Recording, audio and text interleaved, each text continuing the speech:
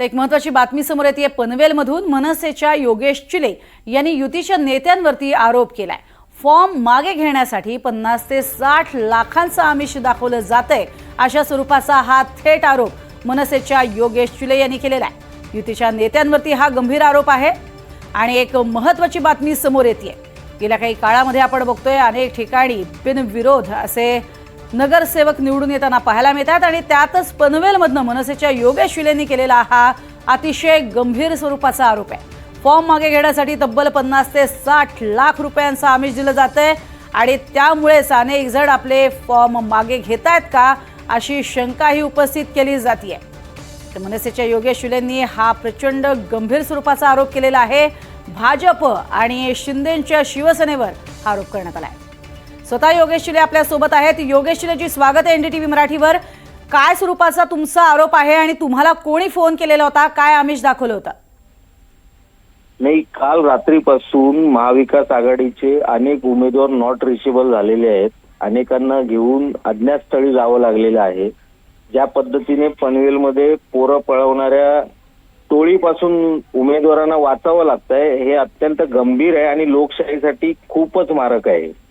Operation lotus ज्या पद्धतीने राबवण्यात येत आहे ते पाहता यांना लोकशाही टिकवण्यामध्ये कोणताही स्वारस्य नाही हेच पुन्हा पुन्हा भारतीय जनता पक्ष दाखवून देत आहे। योगेशजी, कोणाला असे फोन आलेले होते, त्याची काही उदाहरणं देऊ शकाल का फॉर्म मागे घेण्यासंदर्भात? नाही, अनेक उमेदवारांना आलेले आहेत। माझ्या माहितीप्रमाणे आता जवळपास 17 उमेदवार त्यांनी फायनल केलेले आहेत जे आज फॉर्म मागे घेणार आहेत आणि कदाचित त्याची संख्या वाढू शकते। आज मोठ्या प्रमाणावरती फॉर्म मागे घेतल्यावरती मी आज आता जे सांगतोय त्याची पुष्टी तुम्हाला मिळेल। योगेशजी, तुम्हाला स्वतःला काही असा काही फोन आला होता का? तुम्ही उमेदवार आहात का?